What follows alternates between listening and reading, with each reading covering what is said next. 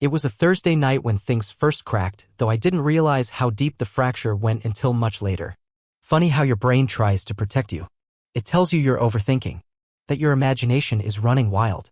But there's always that one moment where things shift, where a detail too strange, too out of place, lodges itself in your mind like a splinter. That night I came home early. I wasn't supposed to. It wasn't planned, wasn't some gut feeling or premonition. The client canceled our late meeting last minute. I had my bag slung over my shoulder, half a burrito in the passenger seat, and this stupid, hopeful grin on my face thinking maybe, just maybe, Jess and I could finally spend a normal evening together. No deadlines, no missed calls, no I'm so tired conversations. The house was dark when I pulled into the driveway. Her car was there. Porch light off. Inside, the air felt wrong. Still. Like the place was holding its breath. I pushed the door open quietly, not even sure why I felt the need to be careful. Maybe part of me already knew. I stepped inside, called out casually, "Hey babe, I'm home early." Just like I always did. No answer. What I did hear, though, just as I was setting my keys down, was a sharp, muffled slam from upstairs. A door closing. Maybe slammed a little too hard. Maybe someone caught off guard. I looked up toward the staircase, then glanced down. That's when I saw it. A baseball cap, resting 2 steps up. Not mine. I stared at it for a few seconds longer than I probably should have. It was simple, navy, and worn down in that lived-in way. No logos. No embroidery. Nothing flashy, just a cap. But it wasn't familiar. I don't own anything like that. I'm not even a hat guy. My brain tried to make it make sense. Maybe it was mine from a trip I forgot? A friend's? Something left over from a barbecue months ago? But it was clean. Too clean to have been there long. And positioned like it had been dropped in a hurry. Before I could say a word, I heard the bathroom door open at the top of the stairs and Jessica appeared wrapped in her robe, towel around her hair, skin flushed from a hot shower. She jumped slightly when she saw me. Not visibly, but I noticed it. A half step back. A flicker of tension around her mouth. She covered it up quick, forced a smile. "Oh, you scared me," she said, adjusting her towel. "What are you doing home?" "Client bailed," I said, trying to keep my voice neutral. "Figured I'd surprise you." She nodded, her smile hanging there a little too long. "That's nice." Her eyes darted down the staircase, just briefly toward the cap. Then back to me. She caught herself. Stepped forward casually and leaned against the railing like nothing was wrong. "Oh," she said, with a light laugh that sounded way too rehearsed, "that must be my brother's. He stopped by earlier. Left in a rush."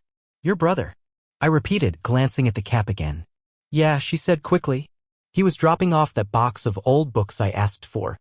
Didn't want to stay long. He's swamped with work." I nodded slowly. "Huh. That was nice of him." "Yeah," she said, already walking toward the kitchen. "Want some tea?" I was just about to make some. The hallway light caught the side of her neck and I noticed faint redness near her collarbone. My stomach twisted. I didn't want to go there, not yet. I followed her voice to the kitchen where she was already busying herself with mugs and a kettle like this was just another Thursday night. But it wasn't.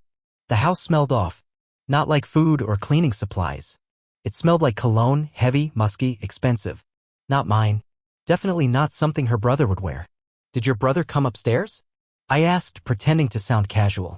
She glanced up a little too fast. "Huh? No. Why?" "Just saw the cap on the stairs." "Oh yeah, he probably dropped it when I handed him the books. I didn't even notice." "Want honey in your tea?" I nodded, trying to keep my expression calm. I was good at reading people. My job required it. And right now, her body language was telling a story that didn't match the words coming out of her mouth. I sat down at the table and watched her move. Everything felt off. The robe, the shower, the fact that she hadn't mentioned seeing her brother earlier. We usually told each other those things. She was vague about the timing too. Said he'd just stopped by but didn't say when.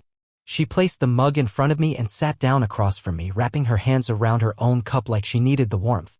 Her eyes met mine, and for a split second, something in her gaze wavered.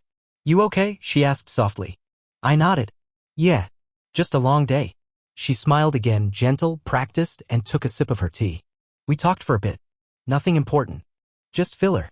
She mentioned a deadline she was working on, how her team at work was overwhelmed, how her boss was making her stay late next week. All very convenient.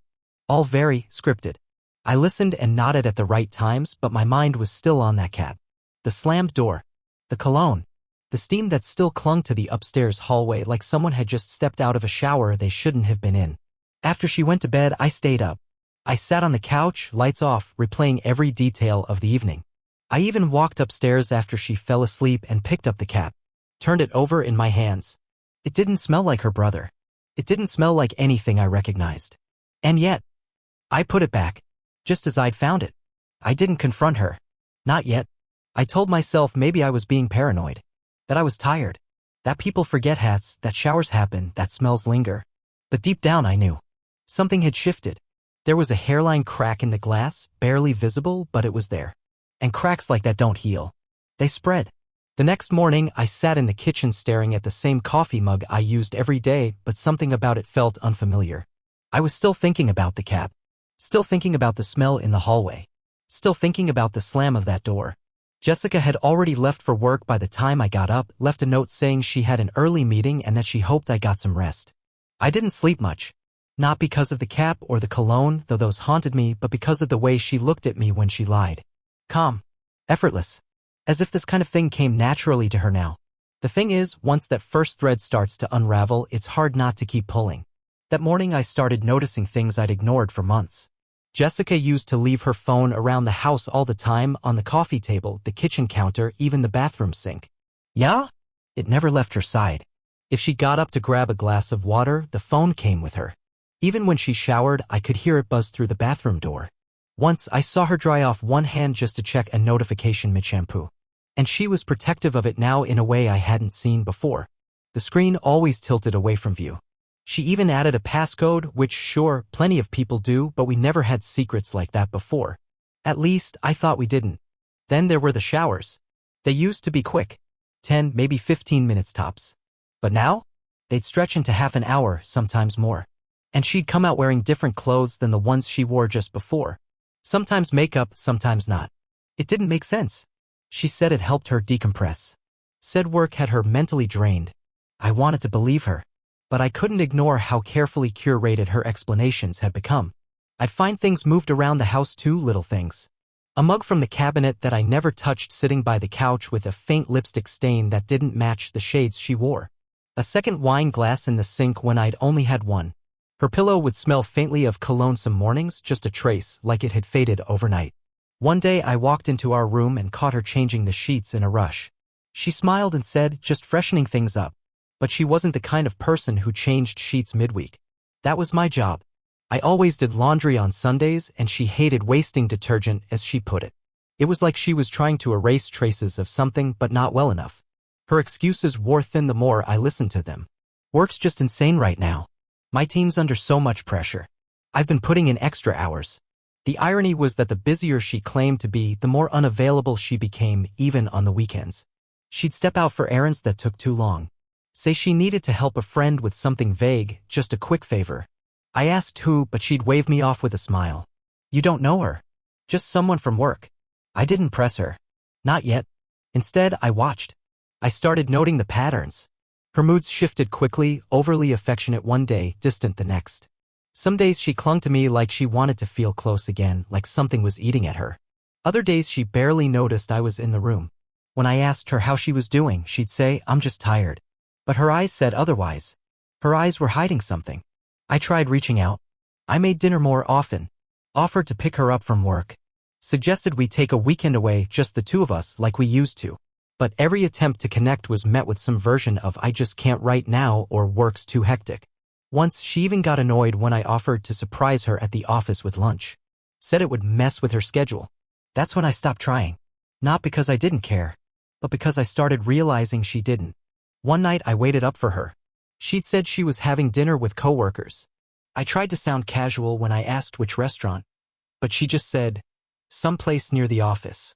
Nothing fancy. She didn't get home until nearly 1 a.m. Her hair was different. Pulled up in a way it hadn't been when she left. Her blouse looked freshly tucked. Her lipstick had been reapplied. She looked surprised to see me awake. Why are you still up? She asked, voice a little too controlled. Couldn't sleep, I replied. How was dinner? She hesitated just a beat. It was good. Long. We ended up talking about work stuff the whole time. I nodded. Who went? She gave me 3 names I didn't recognize. I asked what they talked about. She gave me vague answers. I let it go. but my chest tightened with every lie she thought I was buying.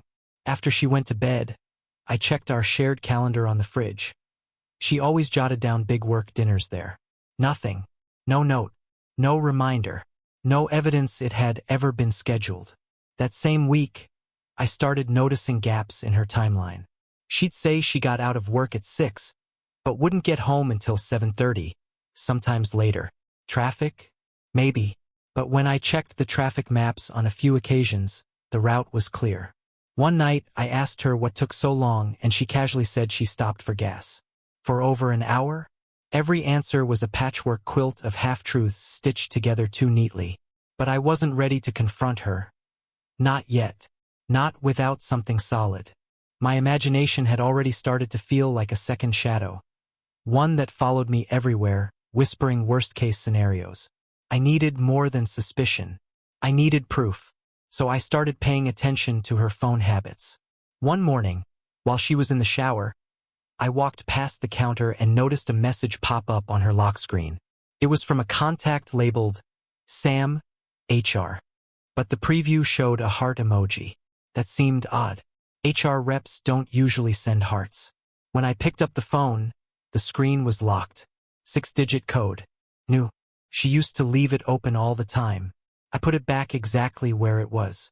Later that day, I searched our company's staff directory from my work laptop out of curiosity. No one named Sam in her HR department. No Sam listed at all. I even checked LinkedIn. Whoever Sam was, he wasn't HR. That was the moment I stopped pretending this was just about stress or miscommunication. She was hiding someone. And worse, she'd given him a woman's name. The realization hit hard. I felt it in my chest like a sudden drop on a roller coaster. Unexpected and nauseating. My hands shook. My thoughts blurred. And still, I said nothing. I played my part. I smiled when she walked in, kissed her goodnight, laughed at her jokes. But beneath the surface, I was unraveling. Every moment we shared started to feel staged, like I was watching our relationship from the outside, helpless to stop what was coming. I wasn't angry. Not yet. Mostly, I felt hollow. Like something had quietly died, and I was the only one standing at the funeral. It was a Wednesday, a nothing kind of day, the kind where the sky's the same shade of gray no matter the hour, and time feels like it's dragging its feet. I wasn't supposed to be home. I'd left that morning fully expecting to be gone until at least 6. But around lunchtime, I got an email saying our building's water main had burst. Everyone was sent home. I almost texted Jessica to let her know I'd be back early, but something stopped me. Maybe it was habit now, waiting, watching. Maybe it was instinct. I took my time getting home. Stopped by a cafe we used to go to. Got coffee I didn't really want. My mind was all over the place. I'd spent the last few weeks pretending I didn't see the signs, convincing myself that suspicion wasn't the same as truth. But the lies had piled up like dust on a forgotten shelf. I wasn't angry. Not yet. Just numb. Tired. By the time I pulled into our driveway, the house looked peaceful. Lights were off. Curtains drawn. Nothing unusual. The kind of afternoon silence that once meant comfort. But not today. I stepped inside quietly. No keys jangling. No loud, "I'm home" announcement. I wasn't sneaking. I just didn't want to disturb what was waiting for me. The living room was empty. Kitchen spotless. Not a sound except the faintest hum of music drifting from upstairs. Soft, rhythmic, unfamiliar. It was coming from our bedroom. I moved slowly, each step up the staircase feeling heavier than the last. My heart thudded, not fast but hard. Focused. I wasn't rushing. There was no adrenaline. Just that slow, creeping certainty that whatever I was about to walk into, I already knew the ending. Halfway up the stairs, I paused. The door was slightly ajar. The music was louder now, some mellow indie track, the kind she never played around me. I pushed the door open the rest of the way. And that was it. There she was, Jessica, in our bed. Our bed. Her bare shoulder was the first thing I saw exposed in the tangled mess of sheets.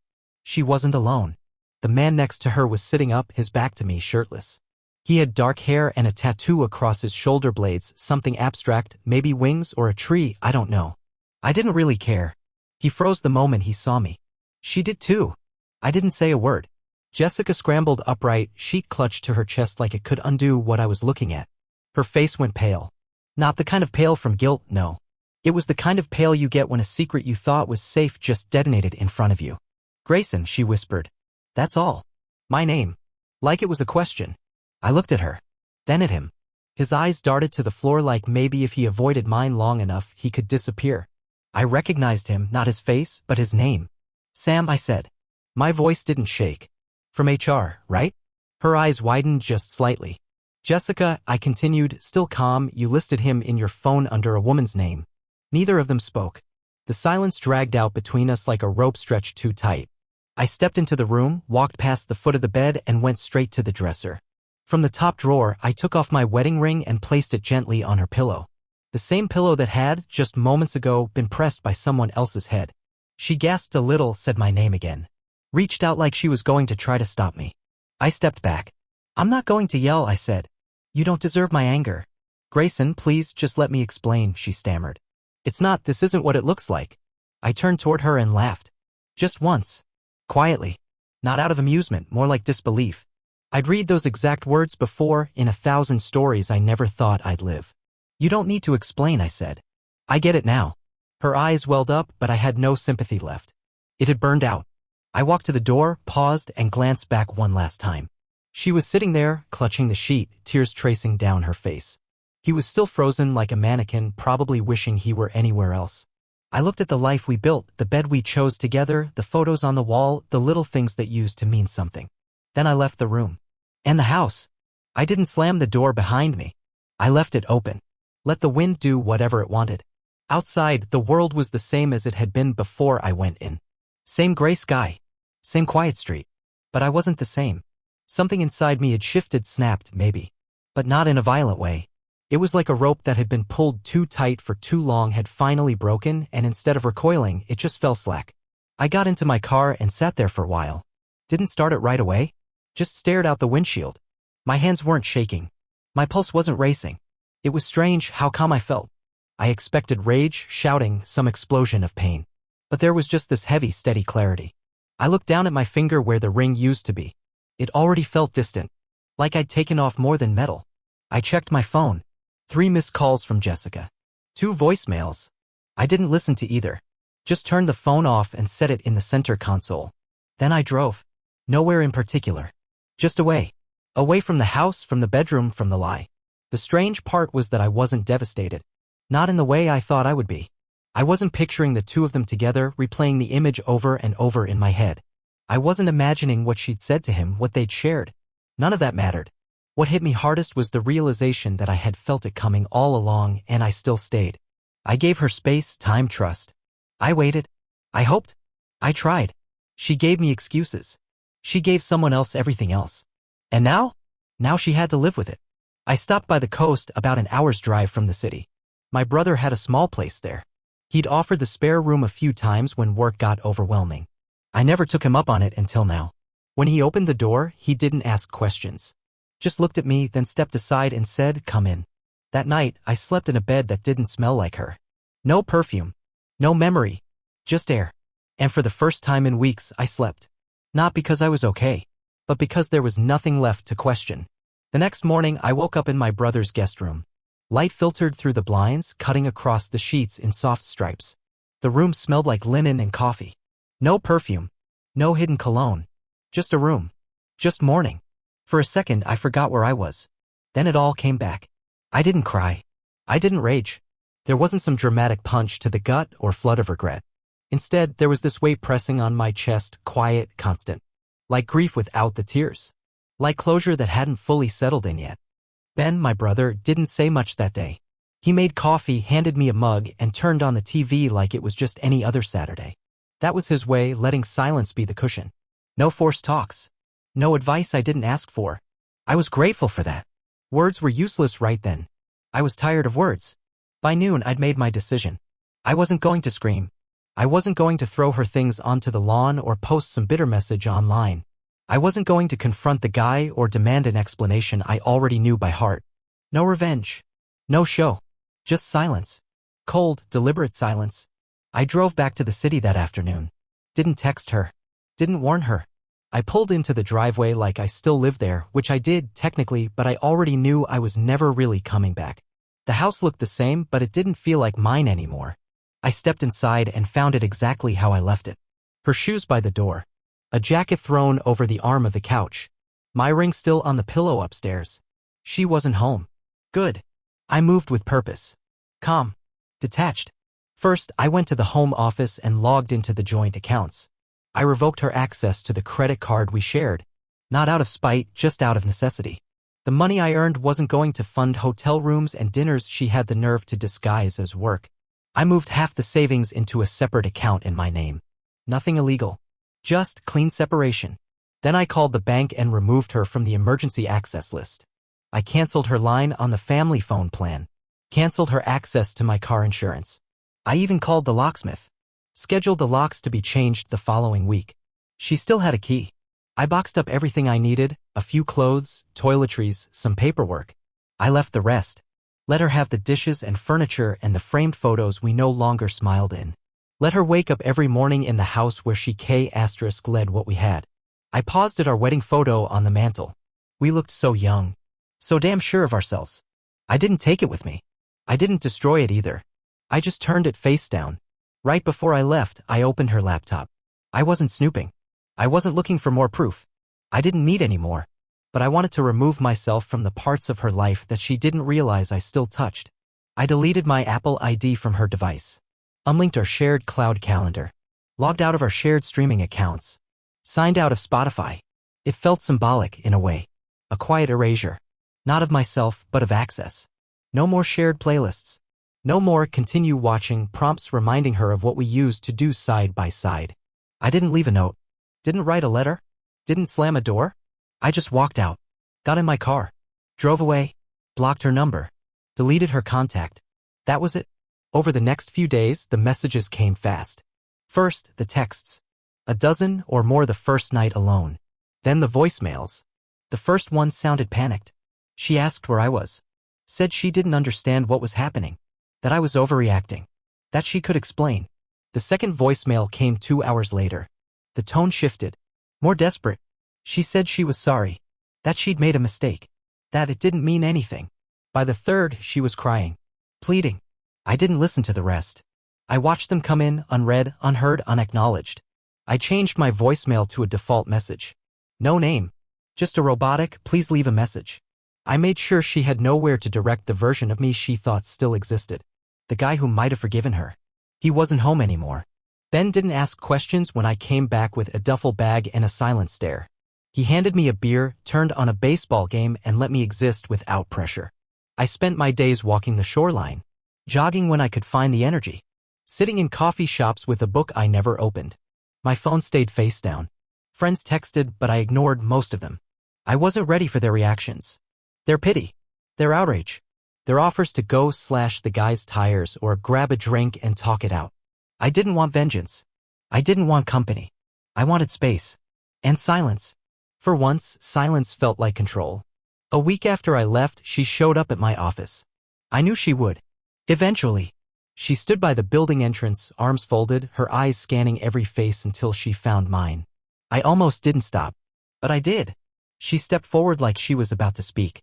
I'm not doing this here, I said quietly. Not harsh. Just final. Grayson, please, just 10 minutes. I stepped around her and walked inside. She didn't follow.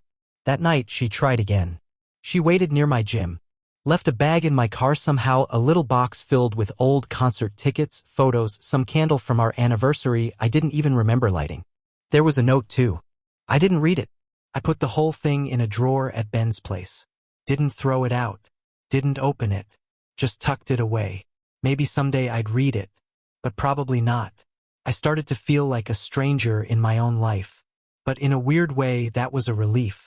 Detachment was a kind of freedom I hadn't known I needed. I used to crave answers. Now, I didn't want them. I didn't need to know why she did it, or how long it had been going on, or whether she still saw him. It didn't matter. All I needed to know was that she made a choice. And now, so had I. About a week passed before I saw her again. I was on my way out of the office, keys in hand, backpack slung over one shoulder, when I saw her across the parking lot. She was leaning against her car like she'd been there a while, arms folded tight against her chest, shoulders hunched from the wind. She hadn't seen me yet. For a split second, I considered turning around, just ducking back inside, waiting her out. But I didn't. I kept walking. When she spotted me, she stood upright quickly, like she'd rehearsed the moment and now didn't know what to do with it. "Grayson," she said, her voice almost too soft for the air between us. I didn't answer, just kept walking toward my car. "Wait, please," she said, stepping forward. "Just give me 5 minutes." I opened my door and paused. Not to entertain her, just to make a decision. She looked different. Not physically. Same coat, same hair pulled into that low twist she always did when she wanted to look put together. But she was unraveling underneath it. The makeup wasn't hiding how red her eyes were. "I left something for you," she added when I didn't speak. "It's in the front seat of your car. I hope that's okay." I looked across the lot. My car was parked near the edge of the row. I didn't remember leaving it unlocked. But sure enough, when I walked over later, there it was.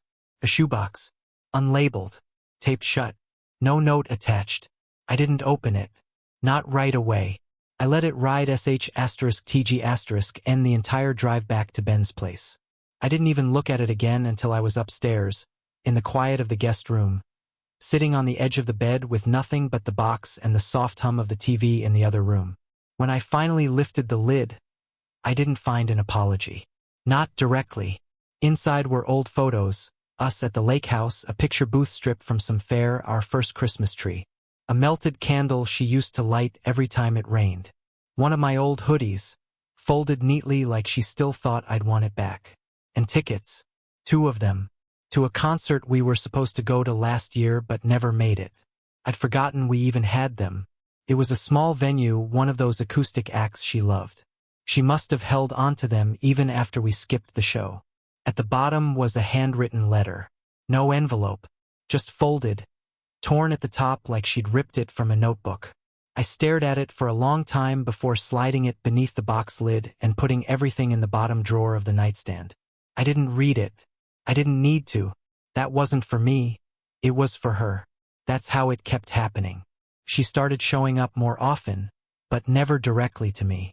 Like she was orbiting my life from just far enough away to seem harmless. Once outside my gym, once in line at the coffee shop I stopped at before work. She never said anything those times. Just looked at me with eyes I didn't recognize anymore. Like she wasn't sure if she had permission to be sorry. And each time I said nothing. I didn't look through her messages. Didn't respond to her calls.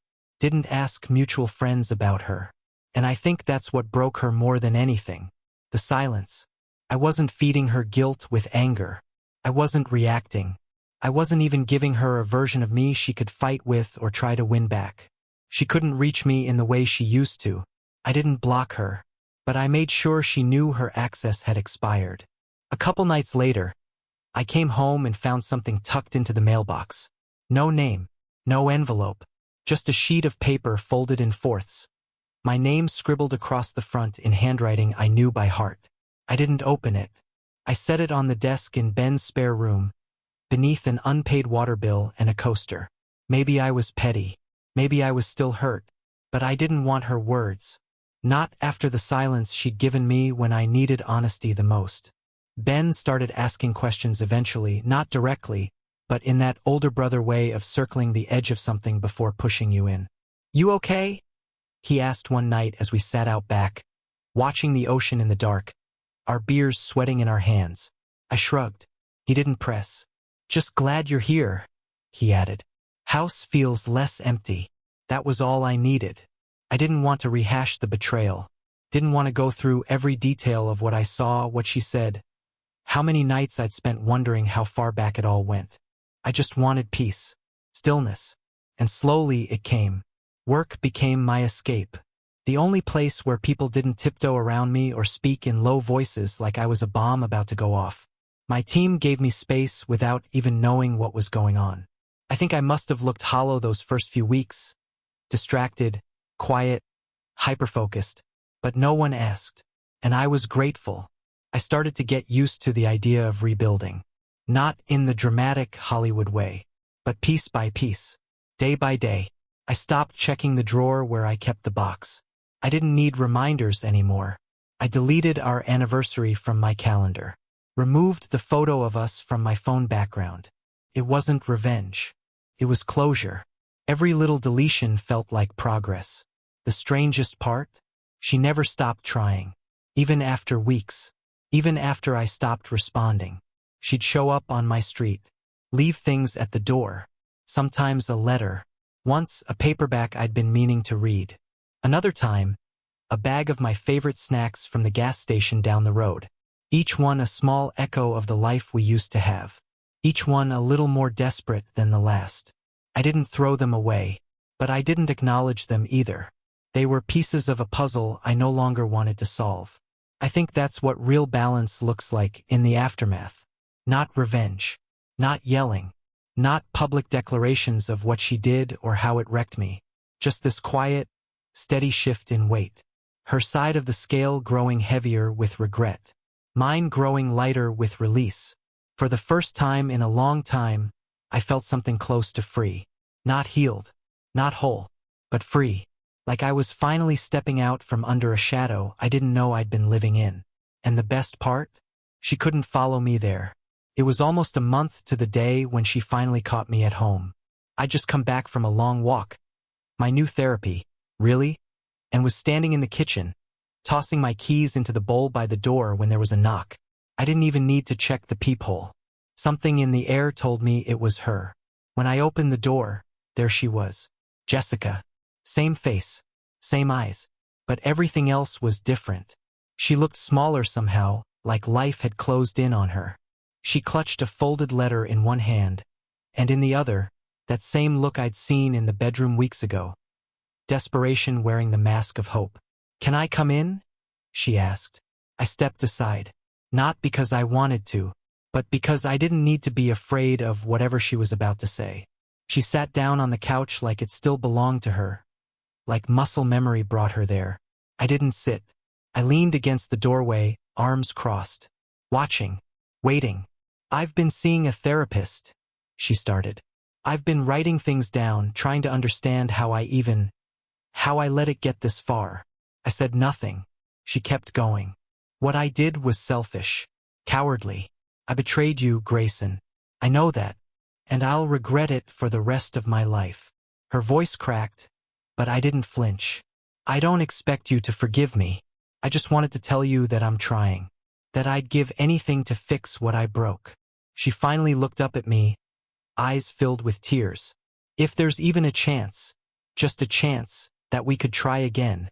She trailed off, and for a moment, I thought maybe I'd feel something. Pity, anger, sadness. But I didn't.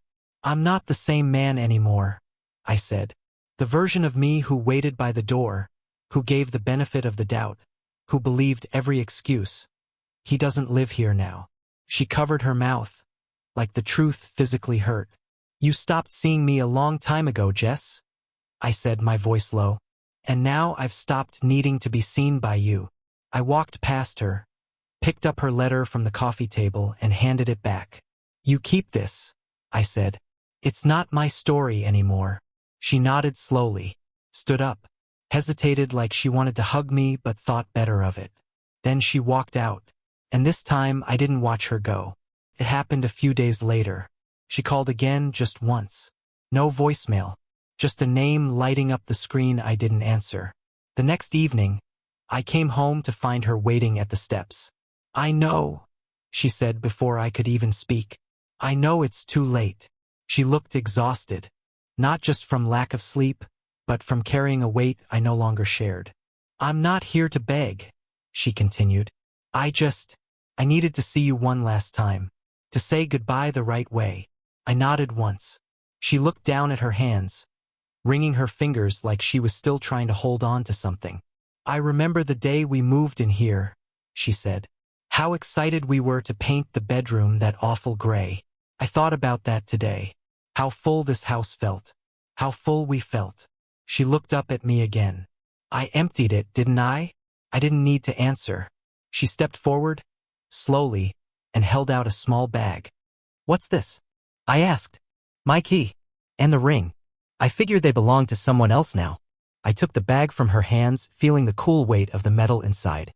You were the love of my life, Grayson, she whispered. And I let it. I opened the door behind me. Goodbye, Jess. She lingered for a second longer, then nodded. And she walked away for real this time. No tears. No drama. Just distance. As I watched her disappear into the dusk, I thought about how love ends. Not always in flames or noise. Sometimes it just goes quiet. Slips away in small silences until one day you don't recognize what you once begged to keep. I closed the door behind me. She exited my life the same way she left my heart, gradually then completely. And for once, I wasn't the one left behind. I chose peace. I chose rest. I chose me.